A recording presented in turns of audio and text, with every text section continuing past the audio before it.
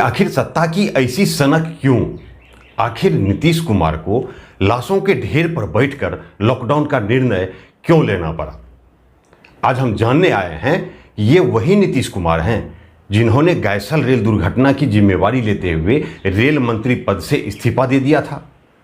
आज हम जानने आए हैं कि लॉकडाउन में हुई देरी के कारण संक्रमण के फैलने और फिर हर दिन हजारों लोगों की मौत की जिम्मेवारी कौन लेगा, और जिन हजारों लोगों ने कोरोना के कारण दम तोड़ दिया उसके परिवार का आंसू कौन पोंछेगा? आखिर सत्ता की ऐसी सनक क्यों? आज हम बातें करने आए हैं कि आखिर नीतीश कुमार द्वारा एम्स, पीएमसीएच, एनएमसीएच और आईजीएमएस जैसे सभी बड़े अस्पतालों के डॉक्टर और विशेषज्ञ की सलाह का अनसुना क्यों किया जाता रहा?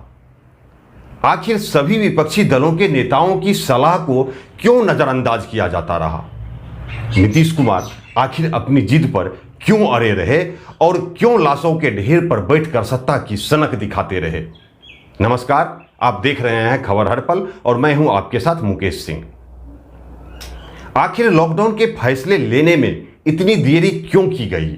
आखिर ये सत्ता की कौन सी सनक है जिसके कारण उच्च न्यायालय को कड़ा रुख अपनाना पड़ा और सरकार को फटकार लगानी पड़ी?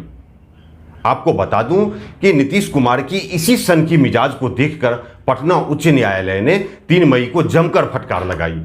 कोर्ट ने फटकार लगाते हुए कहा कि आपको पता नहीं है कि हर दिन हजारों लोग संक्रमित हो रहे हैं, हर दिन सैकड़ों लोग मर रहे हैं, अस्पतालों में बेड कम पड़ गया है, ऑक्सीजन के अभाव में रोगी दम तोड़ रहे हैं। क्या आपको सरकारी अस्पतालों की बदहाली की जानकारी नहीं है? आपने अब तक कोरोना हेल्प डेस्क नहीं बनाया, आपने कोई विशेषज्ञ का टीम नहीं बनाया, क्यों? और उच्च न्यायालय ने यहां तक कह दिया कि यदि 2 दिनों के अंदर अस्पतालों में बेड और ऑक्सीजन की कमी को दूर नहीं किया गया तो प्रदेश को सेना के हवाले कर दिया जाएगा। तब जाकर नीतीश कुमार की नींदें खुली और आनन फानन में नीतीश कुमार ने लॉकडाउन लगाने का निर्णय ले लिया। और फिर उसके बाद लगातार अधिकारियों के साथ समीक्षात्मक बैठक की जाने लगी और कोरोना पर काबू पाने के प्रयास किए जाने लगे। आखिर ऐसी नौबत क्यों आई? आखिर कोर्ट को हस्तक्षेप क्यों करना पड़ा ऐसे मामलों में? आखिर जिस नीतीश कुमार के समक्ष किसी की नहीं चलती, किसी नेता की जुबान नहीं खुलती, नीतीश कुमार का नाम सुनते ही सभी नेता मिमियाने लगते हैं, उस नीतीश कुमार को कोर्ट की खरी खोटी क्यों सुननी पड़ी? तो इस बात को समझने के लिए थोड़ा पीछे जाना होगा।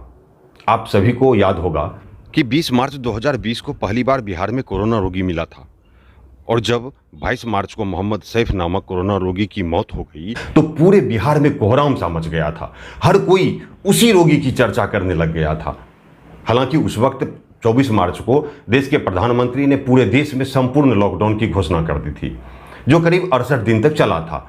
और उस वक्त बिहार में कोरोना से लड़ने के लिए बिहार सरकार सारे इंतजामात किए थे, जिसके बल पर ही उस वक्त बिहार में कोरोना पर काफी हद तक काबू पाया जा सका था और बिहार का रिकवरी रेट भी अन्य राज्यों की अपेक्षा बेहतर था। लेकिन कोरोना के दूसरे स्ट्रेन ने जब हमला किया और जब 22 मार्च से 27 मार्च के बीच 5 दिनों में ही 544 कोरोना सैंपल की जांच में 9 संक्रमित पाए गए थे, तो उस वक्त 26 मार्च को बिहार के मुख्यमंत्री नीतीश कुमार गया में विश्व स्तरीय पर्यटन स्थल का फीता काटकर उद्घाटन कर रहे थे। जब प्रतिदिन दर्जनों मौत के सरकारी आंकड़े सामने आ रहे थे तो उस वक्त मुख्यमंत्री नीतीश कुमार पूल पर फोटो सेशन करवा रहे थे। जिस वक्त पूरे बिहार के अस्पतालों में कोरोना रोगी ऑक्सीजन के अभाव में दम तोड़ रहा था, शमशानों में लाशें जल रही थी, तो उस वक्त मुख्यमंत्री नीतीश कुमार शीशे के पुल से वादियों का मुआयना कर रहे थे।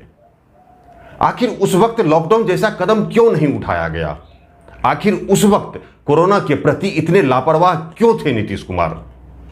और उसके बाद जब 6 अप्रैल को वीडियो कॉन्फ्रेंसिंग के माध्यम से सभी जिला पदाधिकारियों और आरक्षी अधीक्षक के साथ बैठक हुई, तो उस बैठक में भी सभी आला अधिकारियों ने सरकार से कह दिया था कि कोरोना अपना विकराल रूप ले चुका है, और इस बात का अंदेशा भी उन्होंने जाहिर कर दिया था कि सिचुएशन आउट ऑफ कंट्रोल हो सकता है।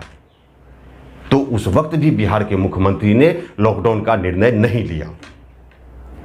जबकि खुद को कोरोना से सुरक्षित रखने के लिए 15 अप्रैल को स्वयं IGIMS में वैक्सीन का दूसरी डोज ले लिए। बावजूद लॉकडाउन लगाने का कोई इरादा जाहिर नहीं किया, बल्कि नाइट कर्फ्यू लगाकर बिहार की जनता को आत्मनिर्भर बनने छोड़ दिया। और यहां देखिए नीतीश कुमार की धीरता को, कि जब 17 अप्रैल को महामहिम राज्यपाल महोदय की अध्यक्षता में सर्वदलीय बैठक आयोजित की गई, तो उस बैठक में भी सभी दलों के नेताओं ने लॉकडाउन लगाने की बात कही थी। यहां तक कि सत्ता के सबसे बड़े सहयोगी दल भाजपा के प्रदेश अध्यक्ष संजय जायसवाल ने भी लॉकडाउन लगाने की सिफारिश की थी। तो फिर किस बात का इंतजार कर रहे थे मुख्यमंत्री? क्या कोरोना प्रदेश में मौत का तांडव करे, इस बात का इंतजार कर रहे थे? क्या हर दिन दर्जनों लाशें शमशान घाटों में जले, इस बात का इंतजार कर रहे थे? क्या कोरोना बेकाबू हो जाए, प्रशासन और विभाग के नियंत्रण से बाहर हो जाए, जनता त्राहिमाम करे, क्या इस बात का इंतजार कर रहे थे नीतीश कुमार? जबकि मुख्यमंत्री नीतीश कुमार स्वयं कोरोना से मरने वाले किसी न किसी बड़े शख्सियत को हर दिन श्रद्धांजलि दे रहे थे।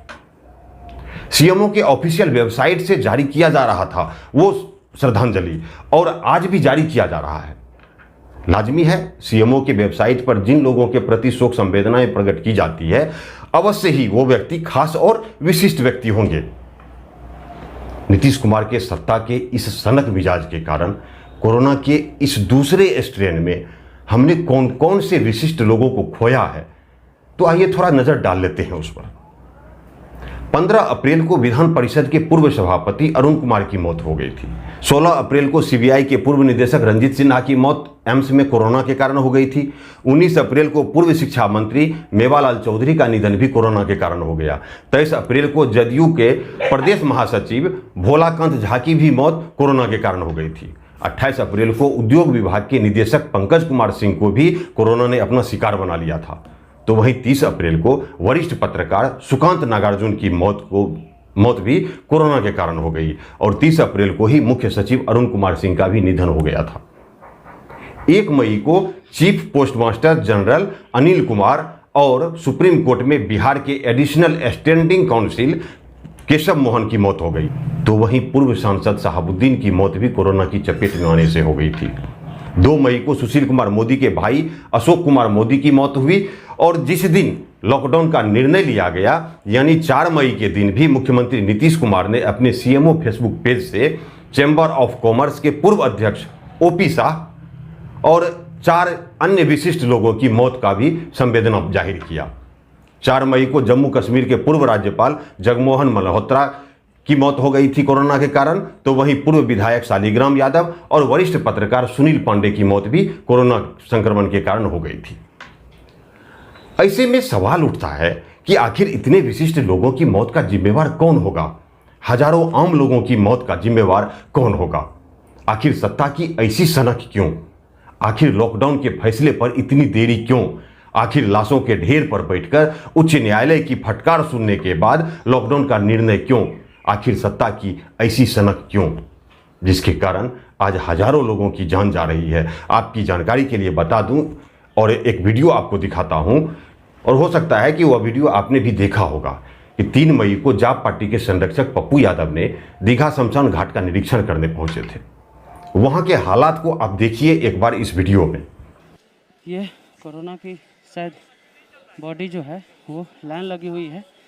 विजुअल में आप देखिए कि कोरोना से जो लोग मर गए हैं, अपने बाप, अपने बेटे, अपनी माँ, अपनी बहन, अपनी पत्नी, अपने पति को कंधा देगा कि खुद यहां से मर के जाएगा।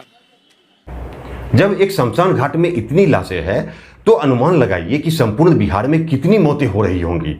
हालांकि 3 मई के दिन सरकारी आंकड़े के मुताबिक बिहार में कोरोना से मरने वालों की कुल संख्या 265 थी, लेकिन देखिए यहां कि पप्पू यादव शमशान घाट में रजिस्ट्रेशन करने वाले रजिस्टर में एक एक कर गिनती करके बता रहे हैं कि इस वक्त 64 लाशें हैं दीघा घाट में।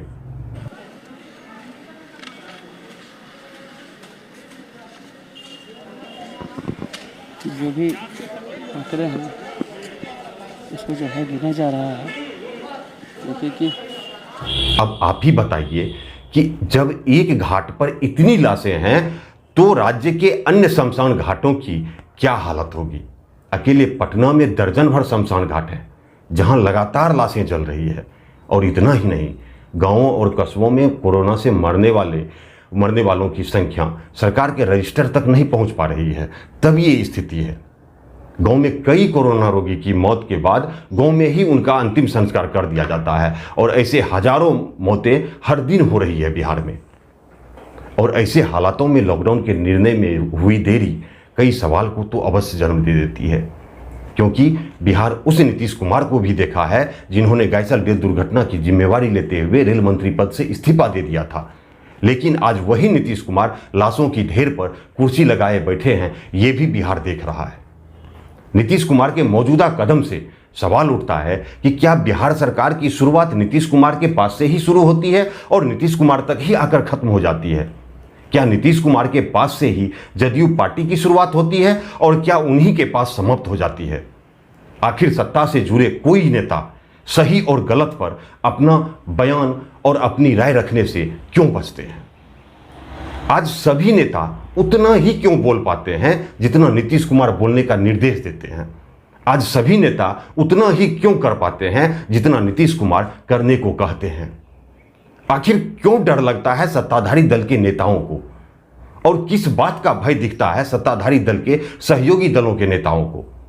आखिर ऐसे हालातों पर सभी नेता और अधिकारी अपनी आंख, कान और जुबान बंद क्यों रखते हैं? कहीं ऐसा तो नहीं कि बिहार सरकार वन मैन आर्मी की सरकार बनकर रह गई है? इन सारे सवालों और तथ्यों से हम आपको रूबरू कराएंगे अपने अगले वीडियो में। तब तक के लिए आपसे इजाज़त चाहता हूं। धन्यवाद।